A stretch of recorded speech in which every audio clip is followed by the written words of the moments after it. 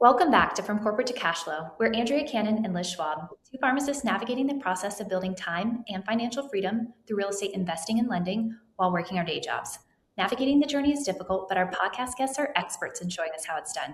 And today we have Tiffany Curtis. Tiffany, thanks so much for joining us. Thanks so much for having me. I'm so excited to be here. Yes, we're very excited to get to know you more, Tiffany. So we'd love to hear about your beginning. So how did you maybe get started? Did you transition into something, and what are you focusing in real estate today? Wow, I just started studying real estate probably 10 years ago. I was a Section 42 compliance officer. It's a housing program for affordable housing. And I started there and just researched about, you know, acquiring my own real estate. And from there, I kind of had a business drop on my lap. And so we started that business as an ATV tour company, which was really fun. I went from traveling the corporate world to out on sand dunes. So that was quite the transition. Really fun, very challenging at first, but I ended up just loving it. And from there, we just decided to rent out our property that we had, and it's been a rental now for 7 years. And I went back into a W 2 job because that's what you do, right?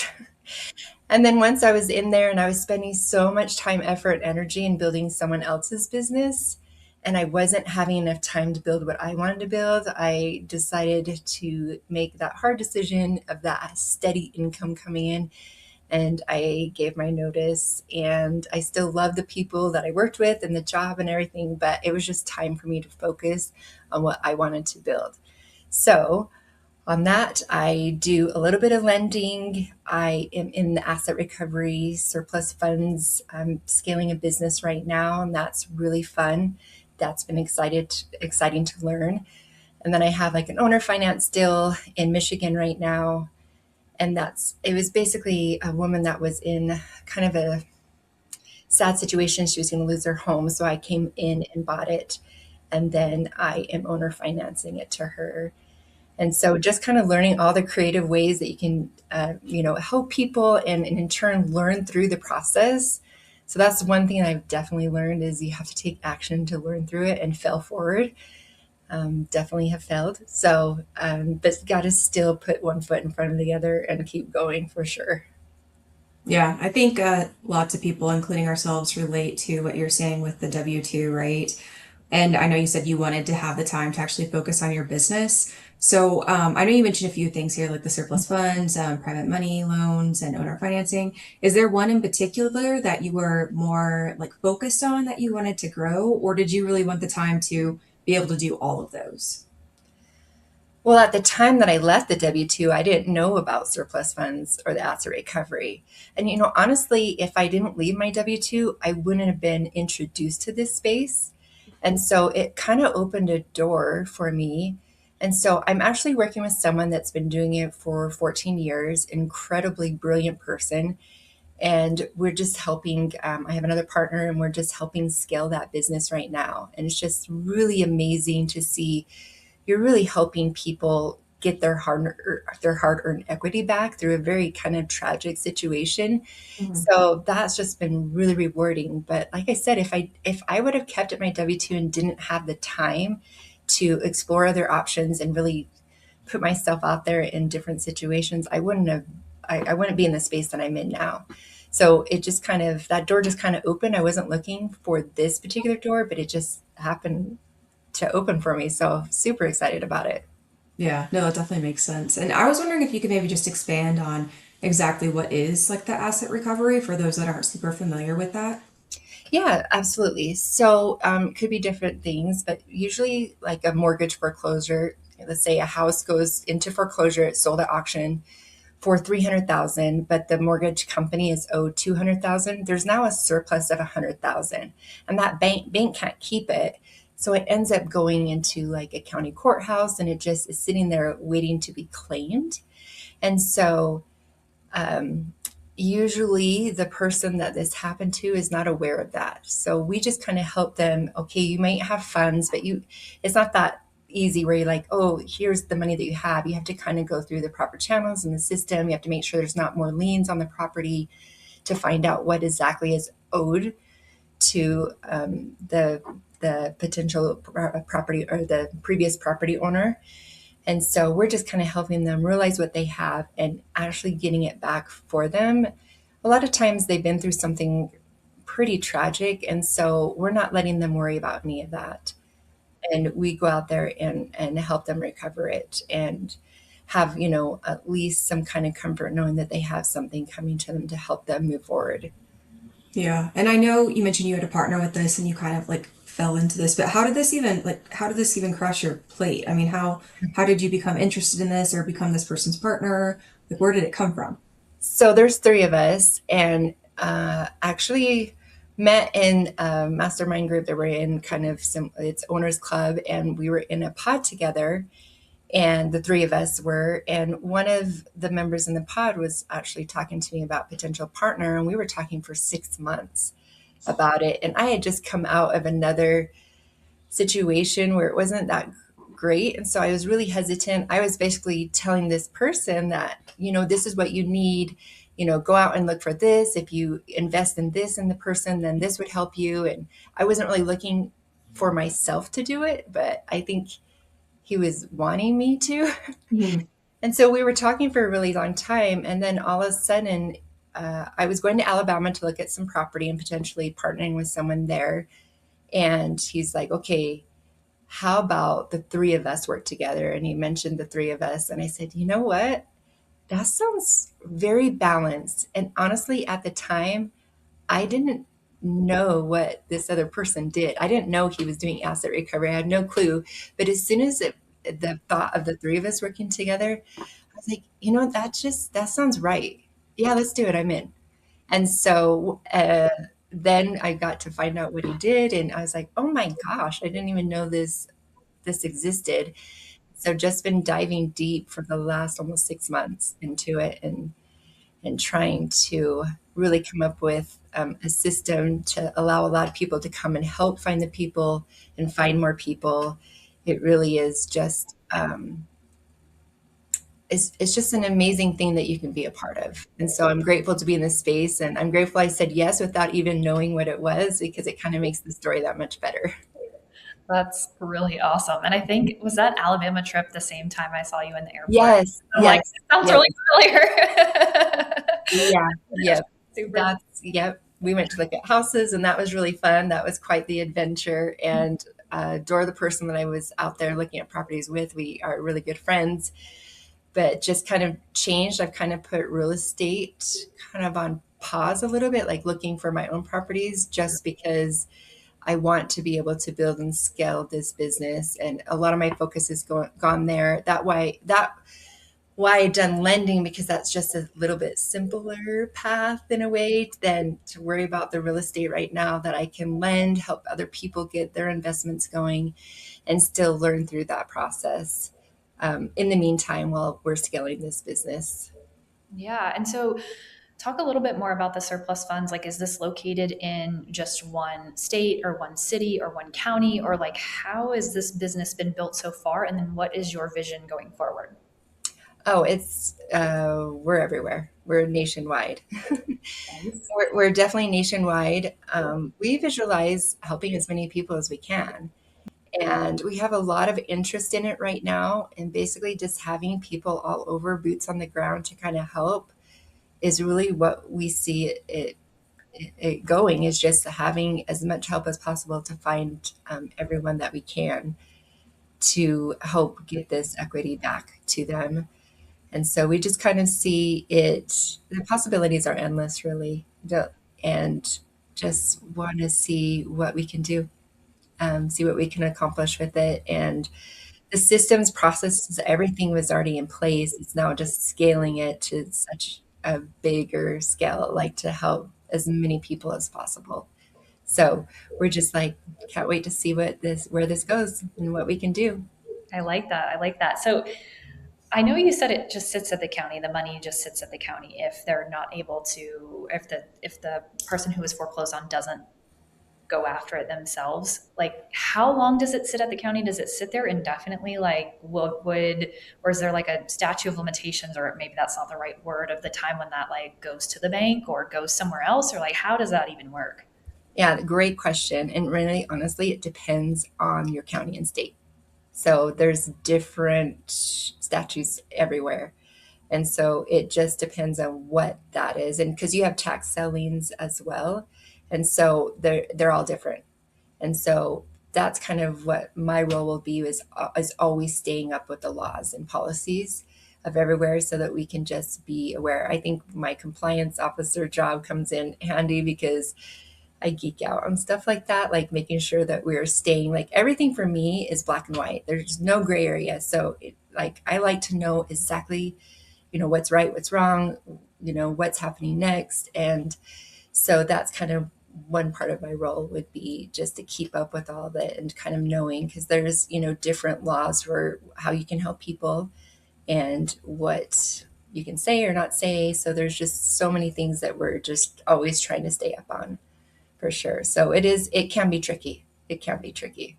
Compliance officer sounds interesting. When you said that, it was like I was thinking like HR, where everyone's like, ugh, but like it's needed, right? Like everyone needs that, but everyone gets a little like quiet around those individuals, but very, very much so needed. I was actually wondering if you could also talk a little bit about your lending, like maybe your experiences and where you're going with that. Yeah, I want to continue to lend. I lost $57,000 on my very first lend, and ouch. And it's actually a funny story how that all came to be. I mean, I looked over it, I did the scope of work, I did everything. I just asked someone, because I knew the connector. You want me to tell the story now? Is that okay? Okay, so I knew the connector and they brought me the deal and I just said, okay, well, send me this information, send me this information. And I wasn't saying I was necessarily going to do it, but the more I was getting into it and it was like getting ready to close. And on the day that it was supposed to schedule to close was on my date with Pace. And I'm like, okay, it can be any day but that day. Because at the time, had no idea what we were doing.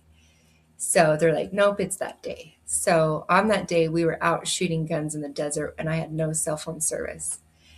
So I'm getting texts from the TC on it. I am from the title, but I couldn't call out. I couldn't like take because we were literally in the middle of the desert shooting guns during this. So I had to wait till I got back in service and it was a little rushed. I mean, so many things that I learned from it. It was definitely rushed. I didn't know at the time that the borrower was doing 4 projects because that's something conveniently that was not disclosed.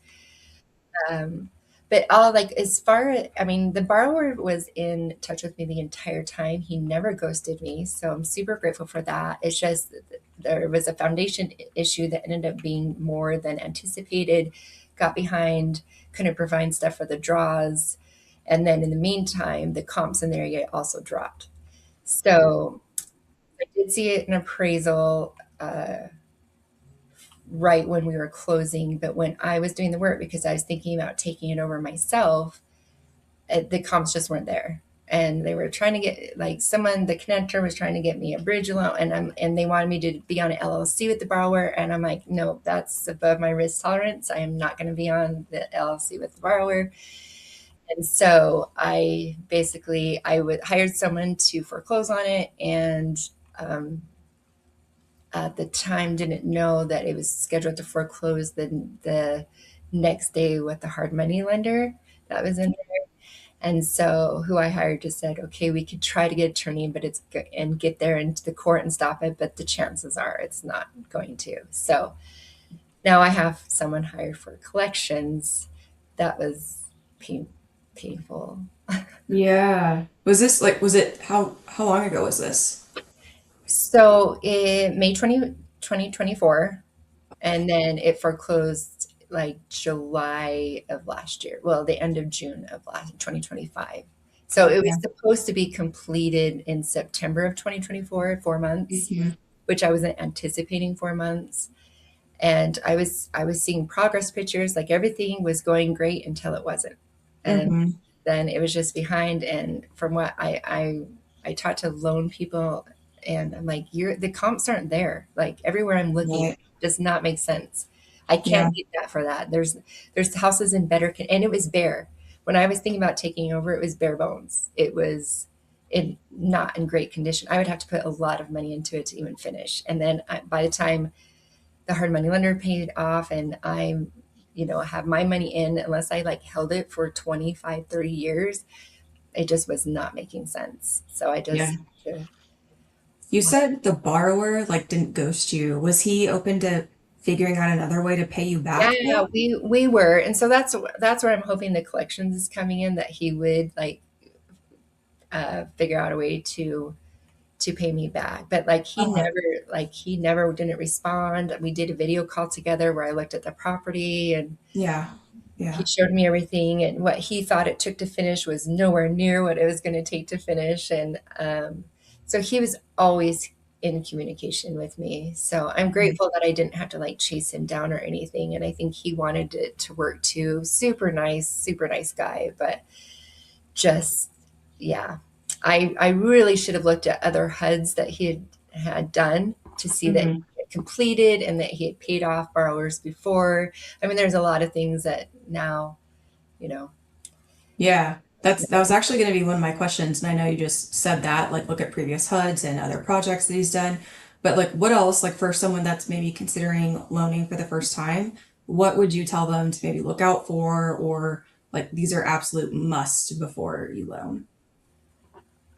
well, I only looked at a few months of bank statements, and since then I look at 7 months of bank statements just to make sure. I actually just built a skill in Claude to underwrite everything, and I put a lot of PML training in there, and that my friend so graciously gave me, and really just worked really hard to build an agent and saw the red flags and and all the things. So I think vetting the borrower probably would have been number one is Hmm. is getting more details on the borrower. I think because I trusted that, which you should never say this in lending, I trusted the connector Hmm. because she was involved the entire time too. So Yeah. she didn't ghost either. So I think it's just one of those things where, unfortunately, um, with the comps dropping and not getting the foundation being more delayed everything. It just it just didn't work. Yeah. Yeah. So And were you lending in draws, or was it kind of just like a lump sum? no, mine was a lump sum, Okay. but Yeah. I don't Yeah. think he was performing for the hard money lender to give him the information to get that next draw, because Yeah. I think he still had money um, that he could have got from them, but he just at that point where he was so far behind, he just wasn't performing. So Gotcha. Okay. Okay. So yeah, obviously that's a lot of money and that's super frustrating, and having to try to get your money back is always just annoying because it was supposed to be passive in the first place, right? So mhm. yeah. So what does your lending look like going forward? Like, do you have a certain like lend box, or certain people that you'll only work with, or kind of like how have things changed for you since that experience? Well, like this one I just did last Friday. I guess it's been a week and a half ago. I got the 7 months worth of bank statements that I analyzed. I saw previous HUDs. I talked to the hard money lender, made sure they were aware that there was another lender involved. I actually had a friend that has already lent to him 4 times and's been successful. He's making monthly payments. Everything I asked for, he immediately got to me without even any pushback. And I was pretty like, okay, I need this, I needed this. Okay, that's great that you're telling me this. I need documentation. I don't just need it text and an email. I'm sorry, I wasn't clear that I actually need the documentation to go along with that. So, I mean, I just looked at the purchase and sale agreement. I looked, made sure that I just had everything. The title company was also really great to work with. They already sent me all the paperwork associating with it that's been that they had signed and deed of trust recorded. So and even on this one, I'm like, okay, I next time I'll make sure I'll do this, or make sure that he needs to send me updates. But he's already asked me what my bank account number is so he can get me my first payment. Like he's been really on top of it. He's also a real estate agent that's selling the properties himself. He's very aware of what comps are in the area and has buyers already. So there's just like a lot of different things. I mean, he could be doing great deals, 4, 5, 6, and then all of a sudden something happened and everything gets behind. I totally get that. It's always going to be a risk. So I just tried to make sure that he had to have some skin in the game. I said, okay, how much are you putting into this deal? And so he has money into the deal. The previous person didn't, even though the previous borrower ended up using all of his money in his savings account that I saw to try to save it. But I think just being more aware and, I'm looking at the bank statements, making sure, okay, is there anything, is he paying the monthly payments to the other people? And I saw that he had paid people back. I had saw, the HUDs and everything. So far so good. I mean, the first payment's not due till May 1st, but I'm feeling hopeful. I think what I'll do a little bit more in-depth phone call with him because I'd like to continue lending to him, but I'm going to tell him some other requirements that I'm going to want and just know every time. I've already built a checklist of what I'm going to need every time. And so I know it's more work, but and I'm just kind of, at first I was like, oh my gosh, he's going to be like, I can't believe you're asking for all this. And I'm like, Tiffany, do you want to work with someone that doesn't want to provide this to you? No.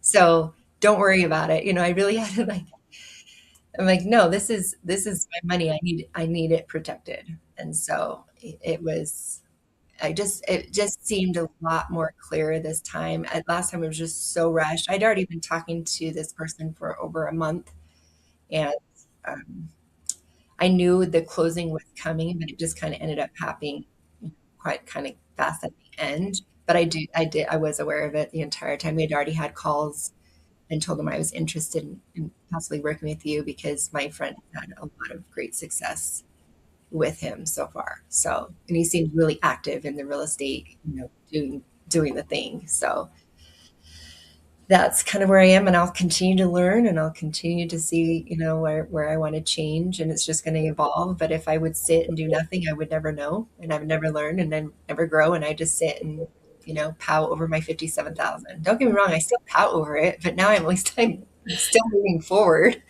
Right. So Yeah. But I think that's key. You learned a lot, right, from that first thing, and hopefully it didn't. You learned a lot, and you paid money to learn a lot, essentially. mhm. Much better if you make money while you're learning a lot. But it is good that you've learned. You've made some changes. I'm curious because you're still doing second position. Did you think at all about going to first position to maybe be a little bit safer, or what were your thoughts there on staying in the gap funding space?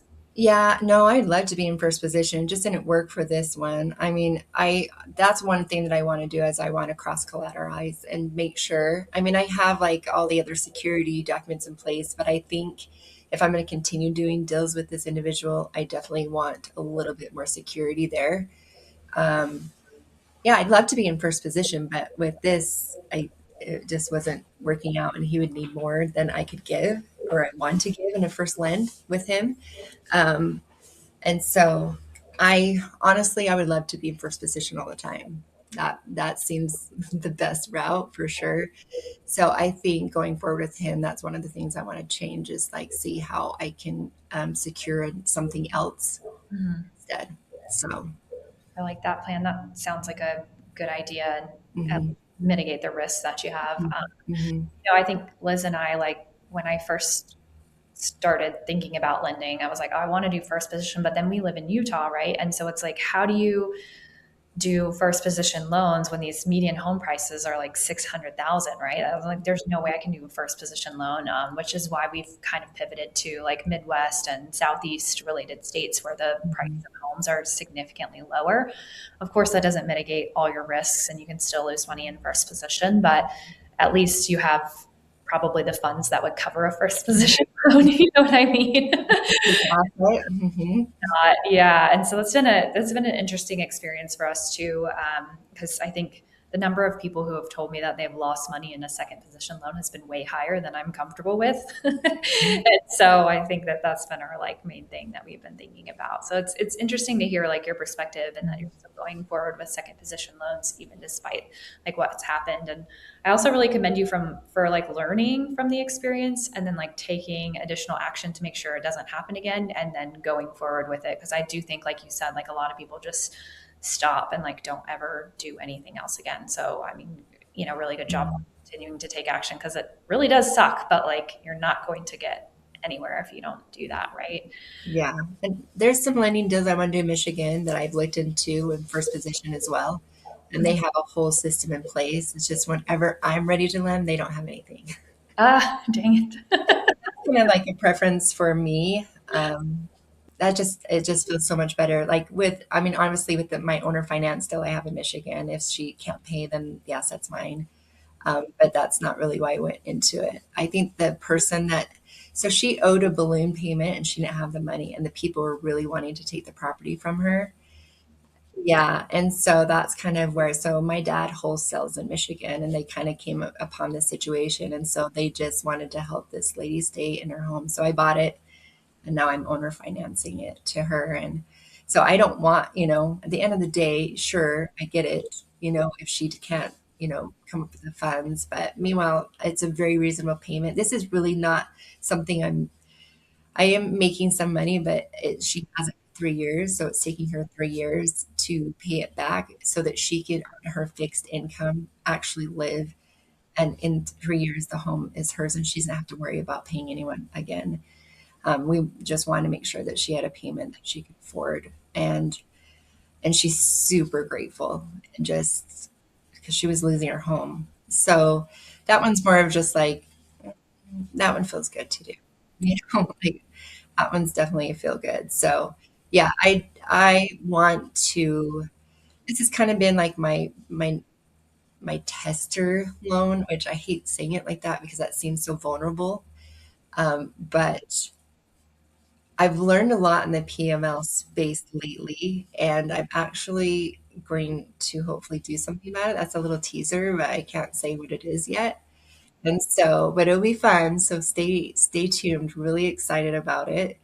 But I'm just like, okay, I made a mistake, and I want to do whatever I can to learn the most from it. And this one, like I said, I've already felt like I want to make some changes on the next one, but I think it's a great way to have another income stream, if you can do it right.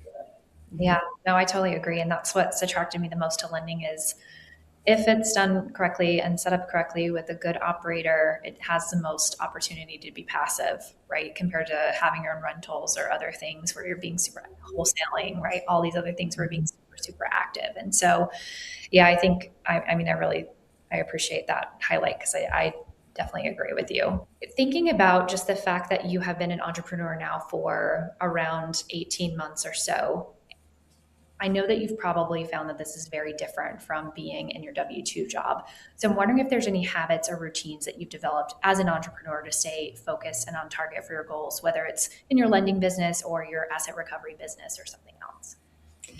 Yeah, it's crazy because I work for myself, but I get up at 5 a.m. No one's telling me to, but I make sure I spend the first hour a day as my spiritual hour. Like I focus on me and just what I can do to be in the right headspace. My second hour is I work out. My third hour is I just get ready and get kind of, my house situated for the day. And then I'm up for 3 hours before I actually sit down at the computer. So once I sit down, I'm always trying to make the most of my time. And there's a lot of times when there's so many meetings, I'm like, okay, is that the best use of my time right now? Like am I getting the value I need in this space at the moment? So that's kind of where I've been focusing the last probably really 3 months, 5 or 6 months, yes, but I really honed it in the last 3 months in what is the best use of my time. And so I have on my calendar, very, very strict on my calendar. Am I perfect with it? No. But I'm trying. And so I have action items. I have a block of action items where I have a list of like move the needle forward items that I try to do, whether it is analyzing a lending deal or potentially a property. I had 2 properties under contract in Michigan last year, and I backed out after the inspection. It was above my risk tolerance with what came back from the inspection.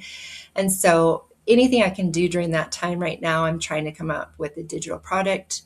And so stuff like that, I really want at least 5 or 6 income revenue streams because there's always going to be a shift in what's happening in the world.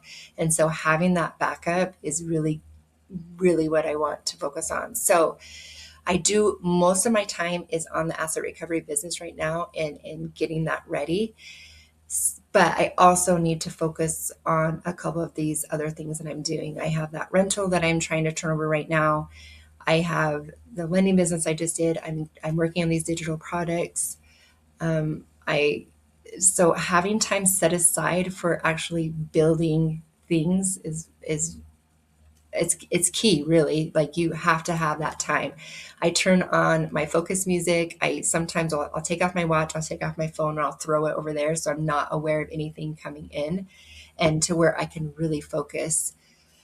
Same thing with the asset recovery. When you're building a business, though, like there's a lot that goes into it. Now, like I said, the processes and everything's there, but because we've been highlighted a lot in the community, I have a lot of outreach coming in right now. And so I'm organizing that all right now, and that takes time. Now, it may not seem like that's the best use of my time right now, but in the end, right now we're in the watering, we're planting, we're watering, and you still have to show up and pull the weeds and make sure everything's taken care of as everything becomes, your crop, right?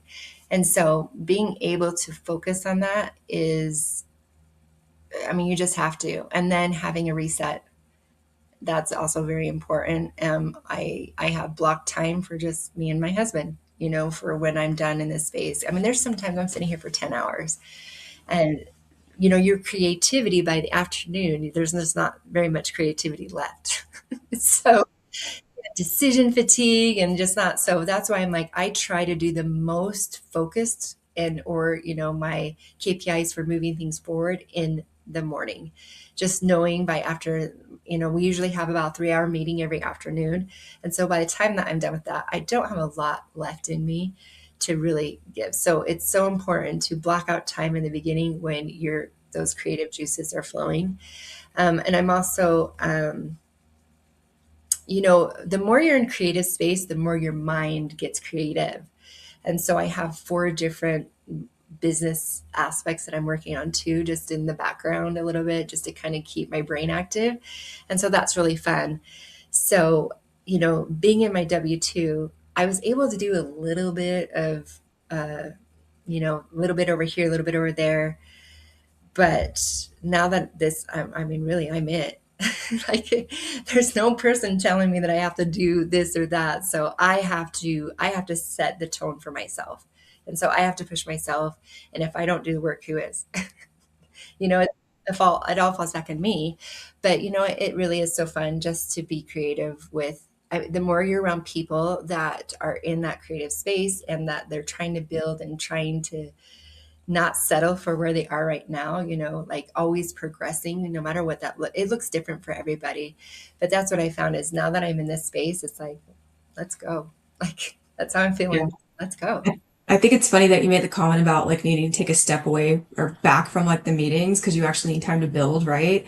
And like we talk about that all the time in like corporate, right? We're just like we have so many meetings, we can't get anything done. Like I got no work done, but I was in meetings for 10 hours. So I can totally relate to that. I'm glad it still happens in the entrepreneur space too. It's like a constant struggle. So that's Yes. good. That's good. Yeah. Yeah. Well, and honestly, I just scaled it back. I said, okay, we were meeting every day. I think what we need to do is we need to have Monday, Wednesday, Friday meetings and get really super focused on what we need to do, allow the next day to actually do the items that we need to do, and then come back the next day. Did it work? Did we accomplish it? why didn't it work? What do we Yeah. need to do?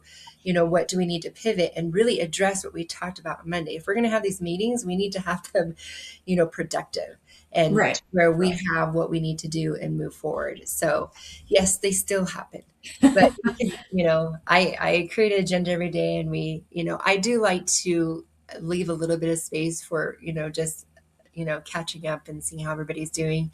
And then we dive in and really get down to the nitty gritty. So Yeah. I it's, mean, it sounds like you got it pretty figured out. So I'm not worried about the meetings taking over your life here. So I don't know if I have it figured out, but I'm trying. yeah, yeah. I have faith in you.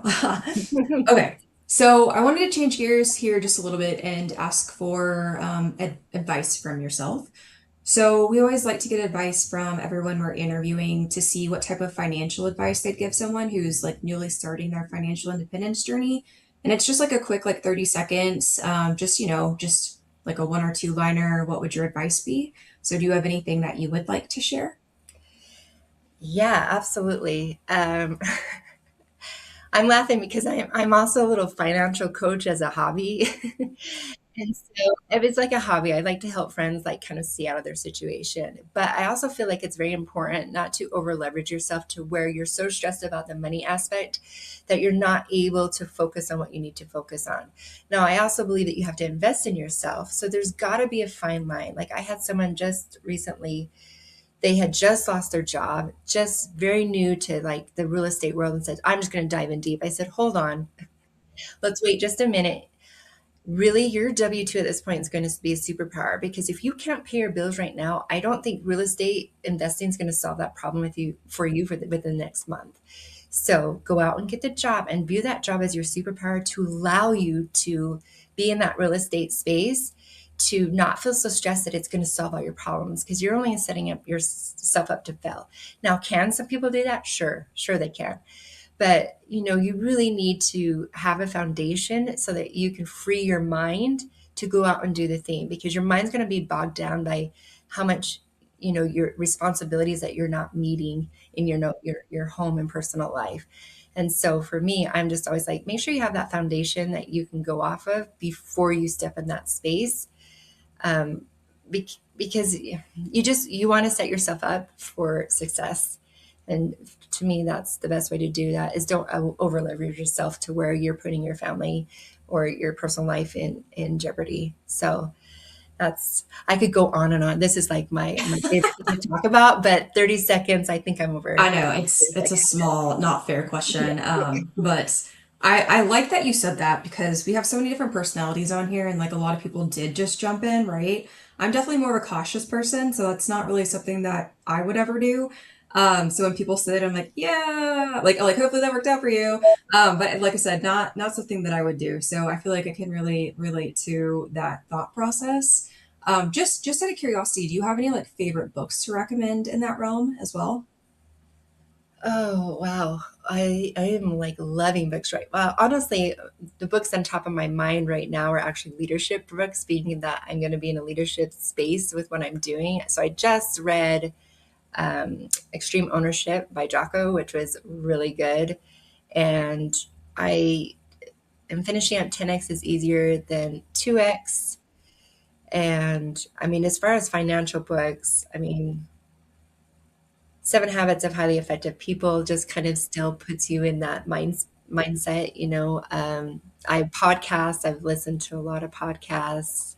My foundation was Dave Ramsey, which a lot of people do not like. But for the investment person, Dave Ramsey probably isn't who you want to follow. But for someone who is in debt crisis, yes, you probably want to follow something more structured like that. So that's kind of where I went through my financial coaching, where you take the good, you leave the rest, right?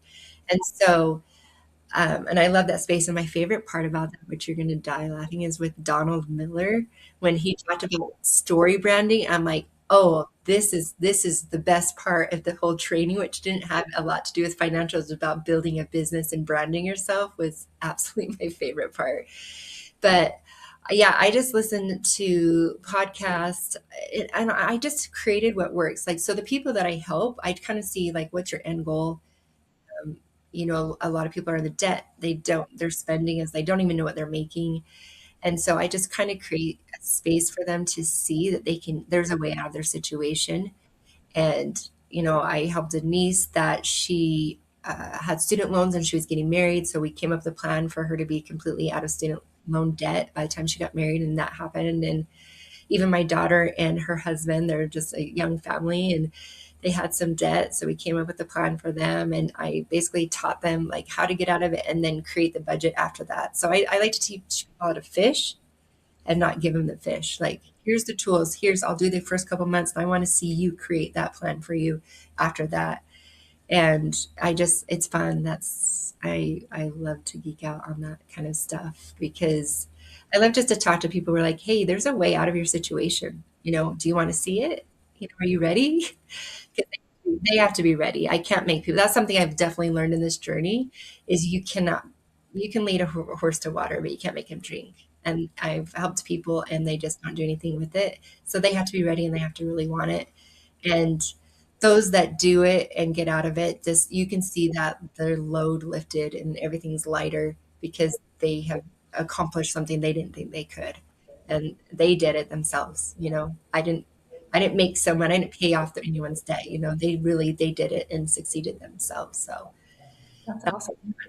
Yeah, and I think, it's so we don't learn that stuff in school, right? And so it's so great that you're able to teach people how to make these financial decisions that will really reshape their financial picture, especially, you're talking about your, relatively young, daughter and her family and that sort of thing. I mean, that'll set them up for life. So that's really awesome that you're able to do that. I hope so because they're watching me on this journey and they're ready to invest. They're ready to do things and they're really excited about it. But I'm like, let's make sure you're stable first, like with everything and where you're not worrying about all this other stuff. And so it's really fun and I can't wait to take them on this journey with me and know that you don't have to do the 9 to 5. You don't have to do what everybody was Right. raised to think you do. You've got to work 40 years in a company and 9 to 5. And no, there's other ways and there's other options. I mean, I'm a granny and I'm already still trying to figure it out, right? Like, so to try to figure something out when you're like that young, no, like I'm still figuring it out and I'm having so much fun. But they say most women entrepreneurs are from, I think they said they start from 35 to 45. That's when they start. And so I think I'm right on time. There you go. I like that a lot. I like that a lot. So I'm excited to ask you this question because I think just knowing your ATV background and the things that you're doing with Trevor, I suspect there might be a fun answer to this. So Liz and I have a goal to travel, to get outside, to explore, to have fun while we're on this wealth building journey at the same time, so that it's not just like we're doing all the hard work now and maybe we'll have fun later. Really trying to incorporate that in. So I'm wondering if you have any upcoming bucket list travel or things that you're maybe hosting, or I don't know. Yes, I do. So we're hosting the Southern Utah one. This is actually our first one. We just wanted to create a space where you're not sitting in a chair. Well, you're out like as you're hiking and you're rubbing shoulders next to someone, you're having the conversation, you can be kind of vulnerable with that one-on-one and you're not in a hallway that's really loud and you're trying to talk over people. I mean, there's nothing wrong with that, but just kind of wanted to create a more intimate space. So Mhm. we have the one in Southern Utah. We've kind of curated this really fun. We're really excited for it from sandboarding, sand sledding, canyoneering, Cutler Point that we've talked about and Peekaboo Slot Canyon, and just really fun. A couple little surprises in there. So we're doing that one. I actually have a meeting on Thursday for one that's in a more, um, it's still in US, but it's a little bit farther out. So stay tuned for that. Also, this is a really fun space. So I'm so glad you asked this question. So one of the other things I'm talking about might be similar to that as far as PML lending, but we'll just kind of leave it at that. And that one's going to be really, really fun. Just want to create a space where you're like out there, like having fun but at the time at the night where you're surrounded by a campfire where you can really talk, hey, this is where I'm struggling. And someone might be like, oh my gosh, like I'm struggling there too, but I've reached out to this person and they've really helped me. You really need to connect with them. Or like, oh my gosh, I'm looking to do that. How can I help? I want to be in your business with you. Just kind of creating like those times, those more intimate settings to where people can talk about what's working for them, what's not, where their challenges has been, how do they overcome it. And so definitely wanted to create that space. And, coming from the travel expert that you are, like, sky's the limit. Tell me where you want to go. Let's make it happen. Like, Love it. Yeah. um, but yeah, just kind of keeping it a little bit smaller groups. I think some of them might be a little bit bigger, like the one we're talking about on Thursday. And it's so crazy how it's just evolving. And I'm like, I never like set up to be in the space, but it's really so fun.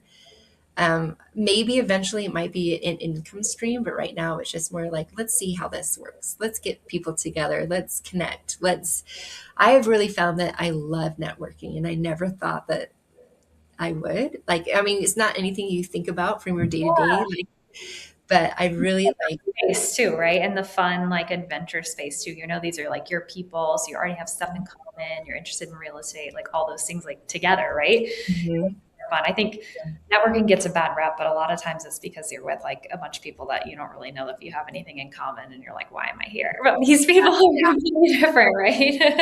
yeah, no, just I'm so excited just to show people the beautiful area in which I live, and Yes. and just see where this takes us. Like Trevor, he wants to do them. Like we might do them quarterly. We might end up doing them quarterly. We already have one planned in fall, and we're going to try to narrow that down, like the date, just because in my area you do not want to come here in the summer. Yeah, no, I feel You that. want to skip that. So we actually are looking somewhere that's in the summer that is cooler.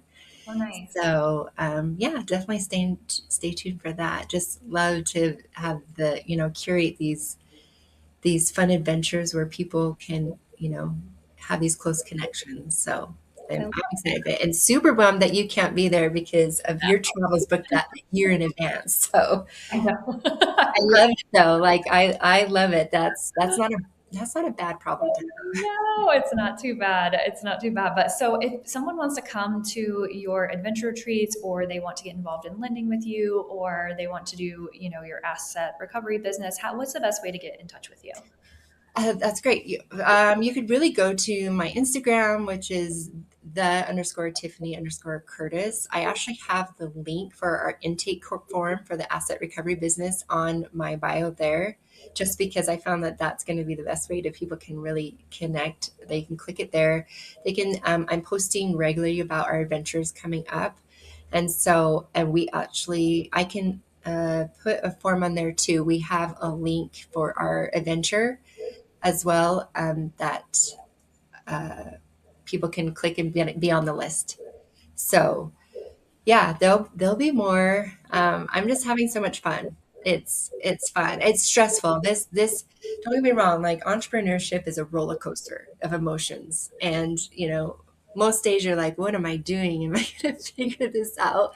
But for the most part, when you stop and think, it just really is giving me energy and just coming up with all these creative ways to get people together, to help people and I'm sure I'm going to continue to make mistakes and learn from them and grow from them. I mean, I wish that I could do this without making mistakes, but that's just not how it works.